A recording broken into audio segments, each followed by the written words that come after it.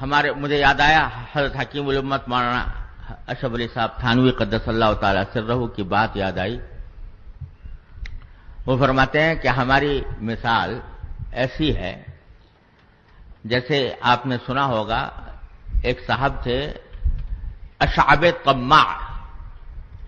اشعب نام تھا، لالچی ہونے میں مشہور تھے، لالچی ہونے میں ضرب المثل تھے. خطیب بغدادی نے تاریخ بغداد کے اندر ان کے بہت سے واقعات لکھے ہیں جس سے معلوم ہوتا ہے کہ شاید حقیقی شخصیت تھی، ویسے ہی افسانوی شخصیت نہیں تھی. اسی میں واقعات میں اس کی لالچ کے واقعات میں یہ لکھا ہے کہ ایک مرتبہ اس کا گزر ہوا کسی برتن بنانے والے کے پاس، تو وہ تھال بنا رہے تھے لوگ، پیتل یا لوہے وغیرہ کسی چیز کے تھال بنا رہے تھے. تو جب اس کے پاس سے گزرے وہ اشعب، تو ان سے کہا بھئی یہ تھال چھوٹے چھوٹے بنا رہے ہو، بڑے بناؤ. اس نے کہا بھئی آپ سے کیا تعلق، بڑے بنانے سے کیا حاصل؟ تو کہنے لگے کہ اس لیے بڑے بناؤ کہ ہو سکتا ہے کوئی اللہ کا بندہ اس میں میرے لیے کوئی ہدیہ لے کر آئے، تو یہ ذرا بڑا تھال ہوگا تو زیادہ ملے گا. تو اس لحاظ سے ان کو طماع کہا جاتا ہے، یعنی لالچی. تو انہی کا ایک قصہ یہ مشہور ہے، اور انہوں نے بھی خطیب بغدادی نے بھی لکھا ہے تاریخ بغداد میں کہ ایک مرتبہ بچے کچھ کھیل رہے تھے کہیں، تو ان سے جا کر کہا کہ ارے تم یہاں کھیل رہے ہو، دیکھو وہاں پر مٹھائی بٹ رہی ہے، وہاں جاؤ. حالانکہ کوئی مٹھائی نہیں بٹ رہی تھی، ویسے ہی ان سے کہا کہ تم یہاں کھیل رہے ہو، ادھر مٹھائی بٹ رہی ہے، وہاں جاؤ. بچوں نے سنا مٹھائی بٹ رہی تو بھاگ پڑے اس طرف. جب بھاگ پڑے تو خود بھی بھاگنے لگے ان کے پیچھے. لوگوں نے پوچھا بھائی تم نے تو خود دھوکہ دیا ان کو اور پھر خود ہی بھاگ رہے ہو. کہنے لگے جب اتنی ساری مخلوق بھاگی جا رہی ہے تو کوئی نہ کوئی شاید بٹ رہی ہو مٹھائی. اتنی ساری مخلوق بھاگی جا رہی ہے تو میں احتمال ہے کہ یہ بلا وجہ تو نہیں بھاگ رہے ہوں گے، لہذا میں بھی اسی کے پیچھے بھاگ رہا ہوں.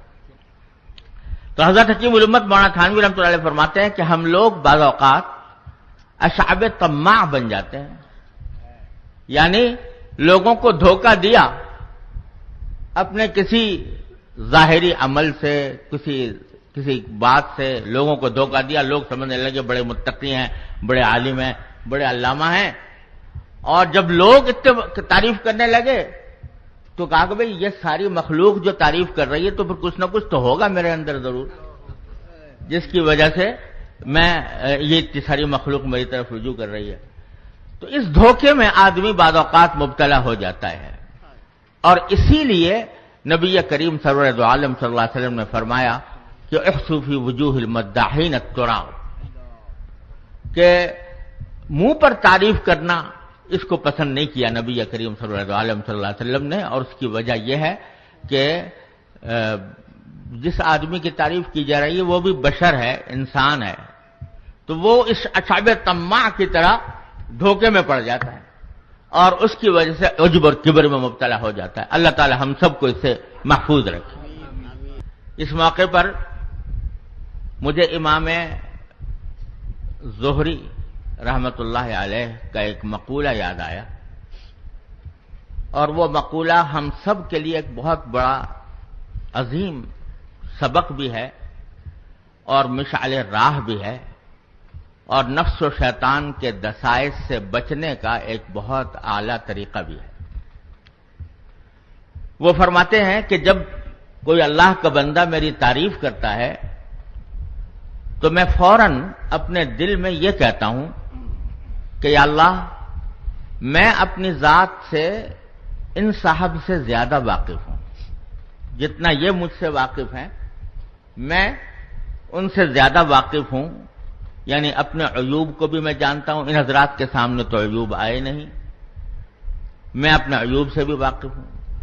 تو میں اپنے آپ سے ان سے زیادہ واقف ہوں، اور اے اللہ آپ مجھ سے زیادہ واقف ہیں. تو اے اللہ مجھے ان حضرات نے جو حسن ظن قائم فرمایا ہے اس کی وجہ سے مجھے کسی دھوکے میں پڑنے سے بچائیے. مجھے اس بات سے محفوظ رکھیے کہ میں ان حضرات کے حسن زن کے اظہار کی بنا پر میں کسی دھوکے میں پڑ جاؤں اور عجب میں مبتلا ہو جاؤں، کبر میں مبتلا ہو جاؤں، اے اللہ مجھے اس سے محفوظ رکھیے۔ عظیم سبق دیا، ہم سب کو یہ واقعہ پیش آتا ہے،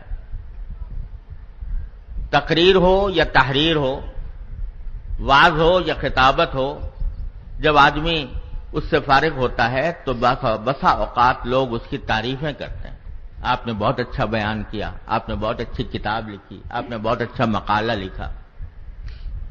تو یہ چیز بعض اوقات ہمارے اندر عجب پیدا کر دیتی ہے اور اس کے نتیجے میں آدمی دھوکے میں پڑ جاتا ہے۔